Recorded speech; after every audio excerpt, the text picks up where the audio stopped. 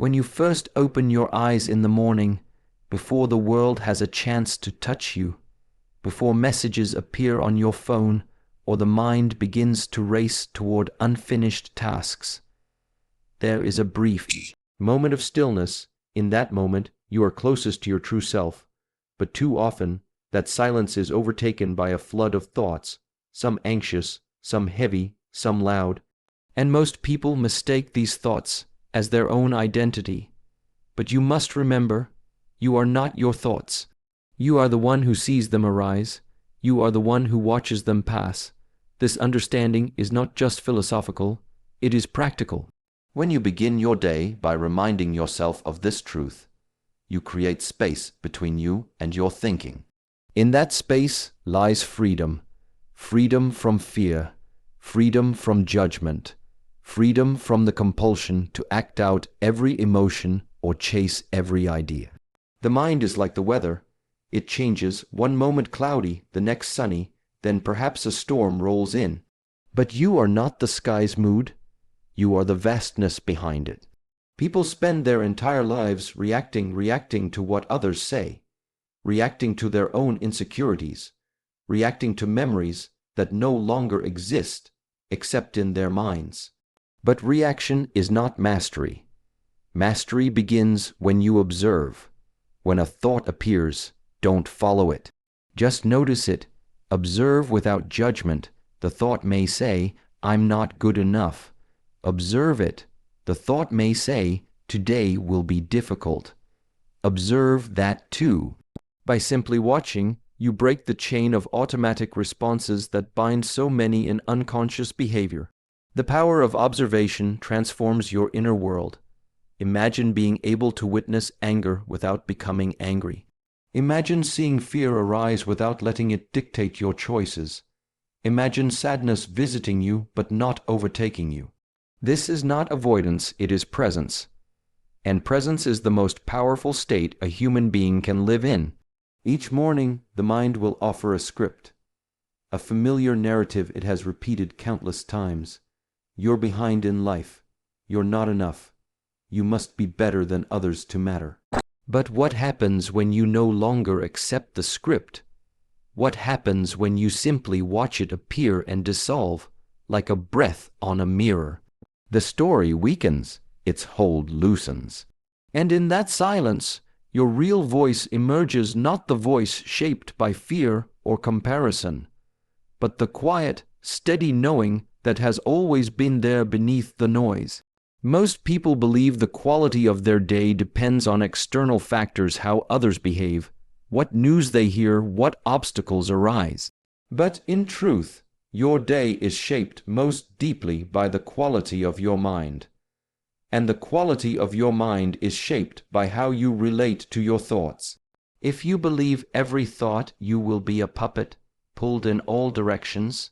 But if you watch your thoughts, you become the puppeteer. Calm, grounded, able to choose your response rather than being swept away. It doesn't take years to cultivate this awareness. It begins with a single choice each morning, the choice to watch instead of attach. Before reaching for your phone, sit in silence. Watch your breath, watch your mind, be curious, not critical. Do not label your thoughts as good or bad. Just see them as passing visitors. They are not you. They are simply movements of the mind. With practice, you will begin to sense this separation more clearly. A thought may come that once triggered anxiety, but now you simply observe. A judgment may arise, but you no longer feel compelled to act on it. There is power in this pause. There is clarity in this stillness. And from that stillness, right action is born, not reaction driven by habit, but action rooted in awareness. This is the foundation of inner strength, not in suppressing thoughts, not in pretending they don't exist, but in realizing that you are more than what the mind produces. You are the one who knows, the one who sees, the one who watches everything, yet remains unchanged. And when you start your day with this understanding, everything changes. The way you move, the way you speak, the way you face challenge, all of it begins to shift, because you are no longer caught in the turbulence. You are standing still in the center, deeply anchored, while everything else moves around you. So, each morning, before the world tells you who you are, before the noise arrives, remind yourself of this simple truth. I am not my thoughts. I am the one who observes them. Every morning, when you wake up and open your eyes, you're offered a choice. You can follow the path of comfort or the path of discipline. One is easy, immediate, and often tempting.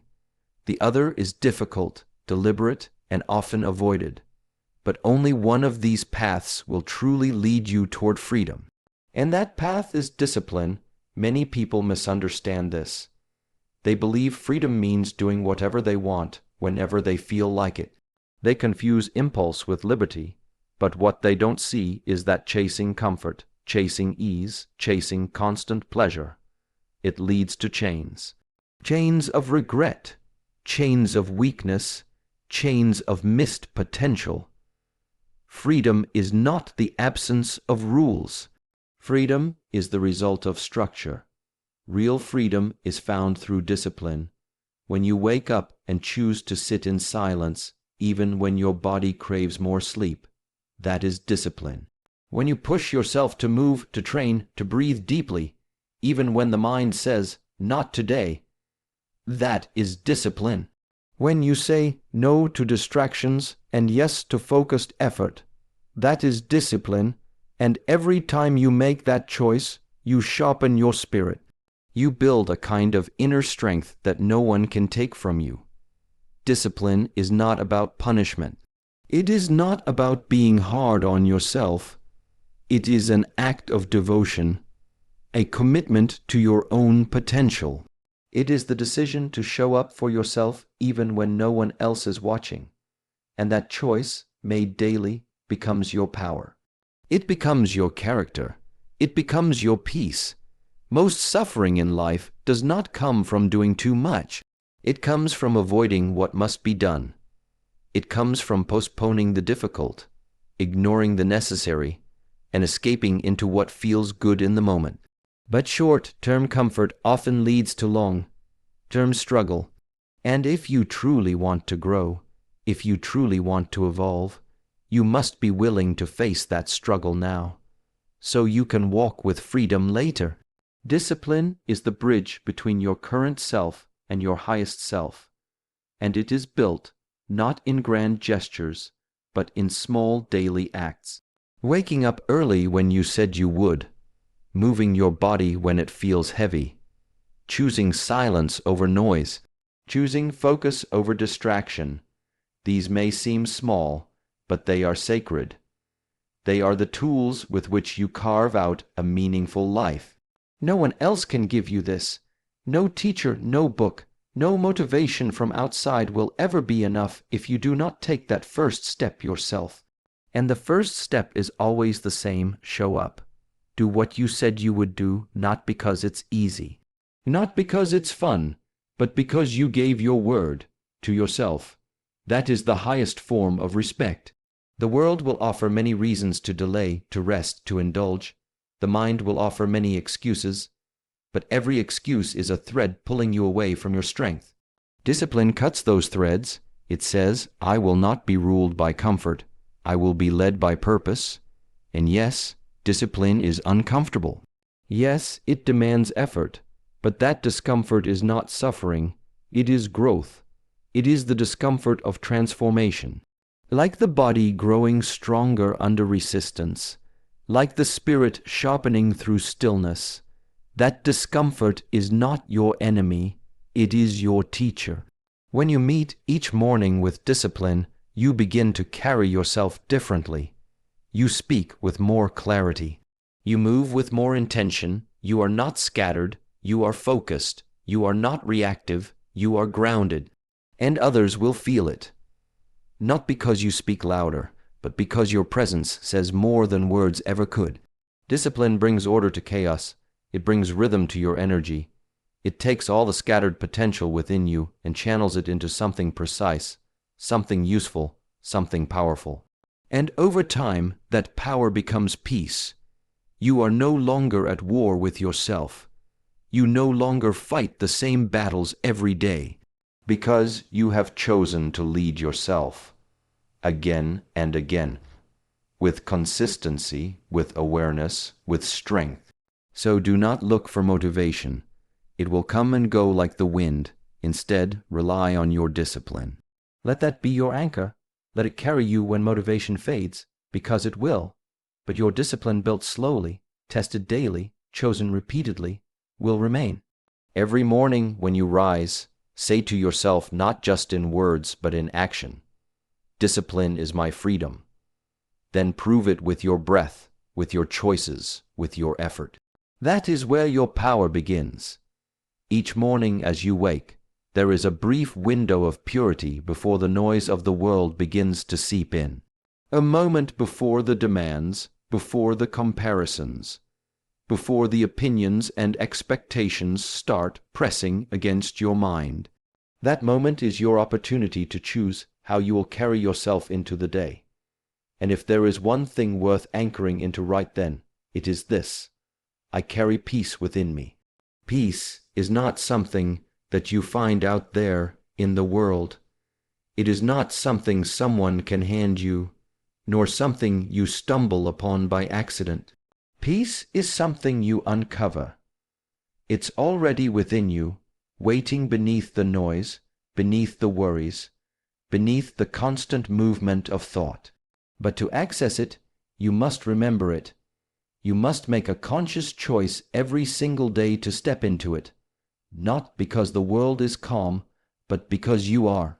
The mistake many people make is thinking peace comes only when everything is right, when everyone treats them well, when the schedule is free, when success is certain. But that kind of peace is fragile. It is based on circumstances you cannot control. Real peace, the kind that strengthens you from the inside, does not depend on what happens outside. It does not rise and fall with praise or criticism. It is a stillness that remains even in the middle of movement, a calm that stays even when life becomes loud. You can sit quietly in a room and still be in turmoil, and you can be in the midst of chaos and still be inwardly unmoved. Peace is not about silence on the outside. It's about silence on the inside. And that silence is not empty. It's full, full of clarity, full of presence, full of power. When you learn to touch that space each morning, even for a few moments, you carry that presence with you into everything you do. Carrying peace within you doesn't mean you won't face challenges.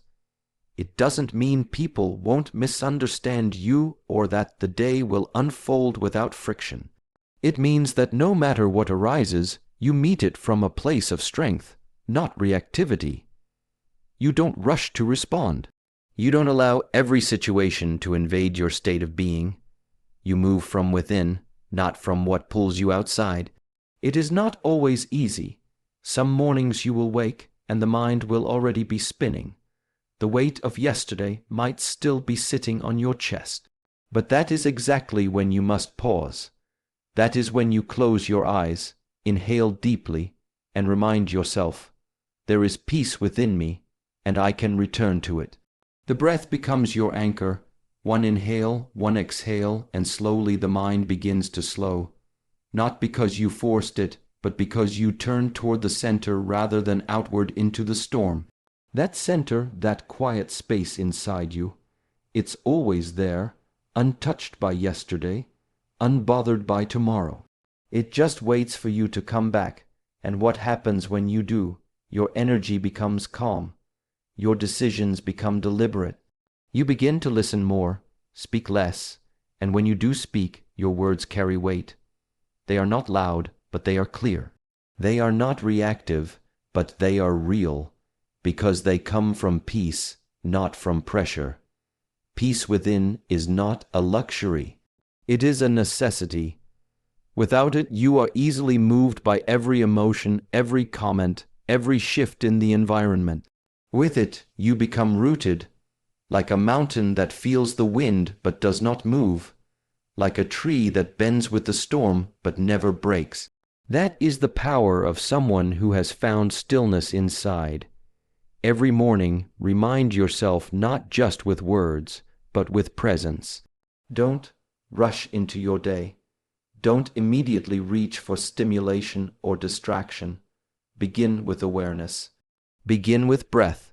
Begin with the quiet knowing that no matter what the world brings, you have the capacity to respond from stillness, not stress.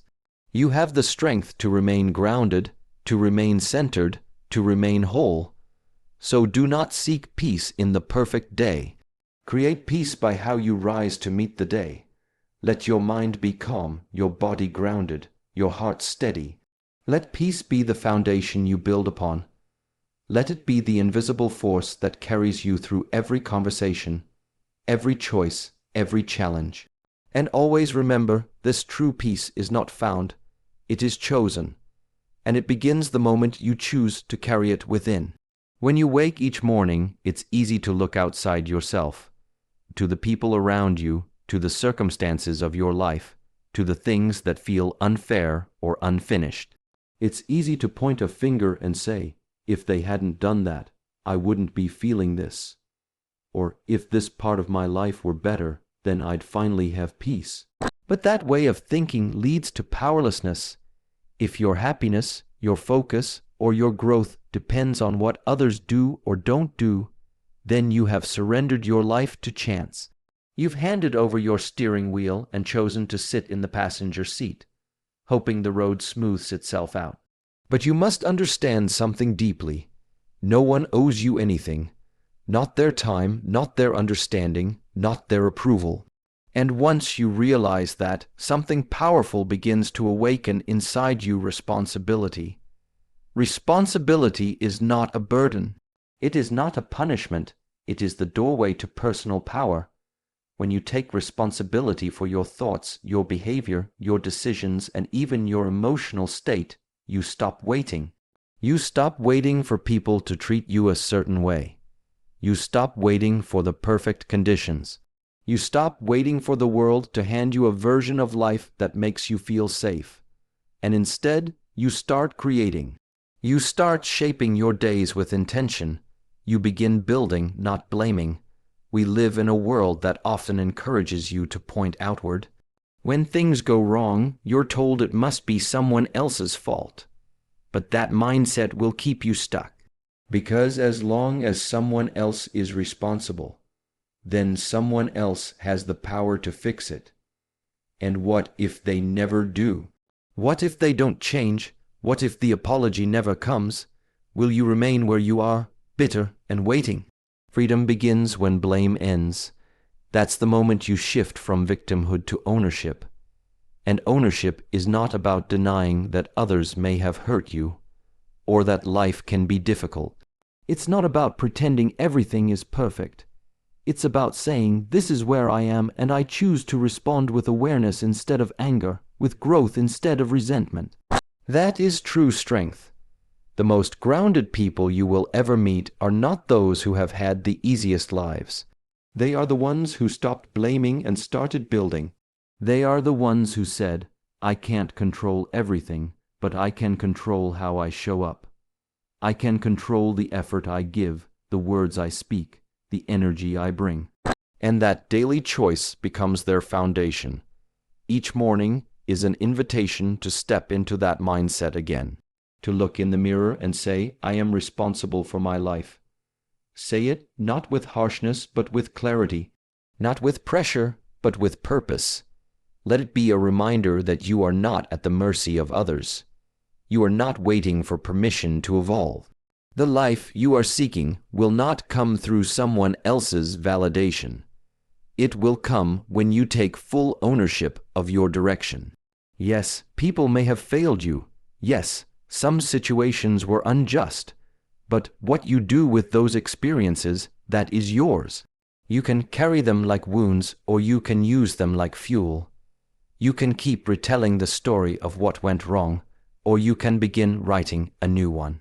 Not because it's easy, but because you refuse to let your power remain in someone else's hands. Taking responsibility also means recognizing the role you play in your own suffering. Sometimes the pain continues, not because of what happened, but because of how often we revisit it. We hold onto the past like a stone in our pocket, carrying it into every conversation, every morning, every night. But you don't have to carry that weight. You can put it down. You can say, I am not defined by what has been done to me. I am defined by what I choose to do next. So every morning, before the world begins speaking to you, before the opinions and expectations arrive, speak to yourself clearly. Say, no one owes me anything. I am responsible for my life. And let that responsibility set you free.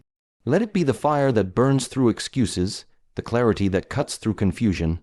Let it guide you as you take your next step, not because someone pushed you, but because you decided to rise. Every morning when your eyes open, you are given something most people take for granted. A new day. Not just another day, but this day. Unique, unrepeatable, and full of potential. Yet too often, people treat it like it's guaranteed. They rise without awareness, move through their routine without presence, and allow time to pass as if it's endless. But if you pause just for a moment and truly feel the truth behind it, you will understand today is a gift. And because it's a gift, you must use it with intention. You don't know how many mornings you'll receive. You don't know how many more chances you'll have to say something meaningful, to take one step forward, to become more of who you were meant to be. And it is that awareness, not fear, but awareness, that sharpens your focus, that reminds you not to waste the day waiting, not to spend it wishing, not to get lost in distractions, mindless routines, or shallow pursuits. Instead, you must use this day on purpose. When you live with intention, everything begins to change. You no longer rush from one task to another, feeling overwhelmed by the weight of it all. You start to make space, space to breathe deeply, space to reflect, space to ask yourself, what truly matters today? What is one thing I can do that will bring me closer to who I want to become? What is one act of courage, of compassion, of clarity that I can take before this day ends? Because the truth is, you're not promised tomorrow. You're not even promised the next hour. And that's not meant to frighten you. It's meant to awaken you, to bring you fully into the moment that's right in front of you. This one, this breath, this choice. And when you start to live from that place, life becomes vivid. Conversations feel deeper. Movement feels purposeful.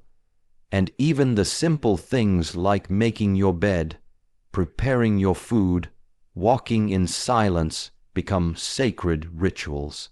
Not chores, not burdens, but conscious acts of living. You don't need to change everything in one day. You don't need to climb a mountain before sunset. What you need is presence. What you need is clarity. What you need is to do fewer things, but with more meaning. It is better to take one honest step than 10 rushed ones. Better to speak one word of truth than many of noise. Better to give your full attention to one moment than to scatter yourself across 1,000 without truly being in any of them. Living with intention doesn't mean your life will be perfect. It doesn't mean you'll never feel tired or uncertain. It means that even in those moments, you are awake to what's happening. You are not just drifting. You are not just reacting. You are choosing how you show up, choosing how you respond, choosing to keep going not out of habit, but out of alignment with something deeper inside you. Some people will wait their whole lives for the perfect conditions. They will wait for motivation, wait for clarity, wait for permission. But those who grow, those who find peace and power, they don't wait, they move forward with what they have. They work with the day they've been given, and they treat it with the respect it deserves. because they understand this day will never come again. So when you wake up, don't let your first thought be one of burden. Let it be one of gratitude, not as a shallow habit, but as a real, grounded awareness that you are alive, that you get to try again, that you have this one day to live fully, not halfway, not distracted, not in someone else's shadow, but fully, with presence, with courage, with direction. Before the world tells you who to be, decide it for yourself. Before time slips away, plant your feet on the ground and ask, what is the best use of this gift I've been given today? Then act. Not perfectly, not dramatically, but sincerely. Act with heart, with attention, with purpose. Let your words matter. Let your actions reflect your values. Let the day carry your imprint, not because it was loud, but because it was lived with intention. And if you do that, if you truly honor this day as the one-time opportunity it is, you'll begin to string together days of meaning, of growth, of peace. That's how a life transforms, not all at once, but morning by morning, choice by choice. And it all begins the moment you remember. Today is a gift. Use it wisely.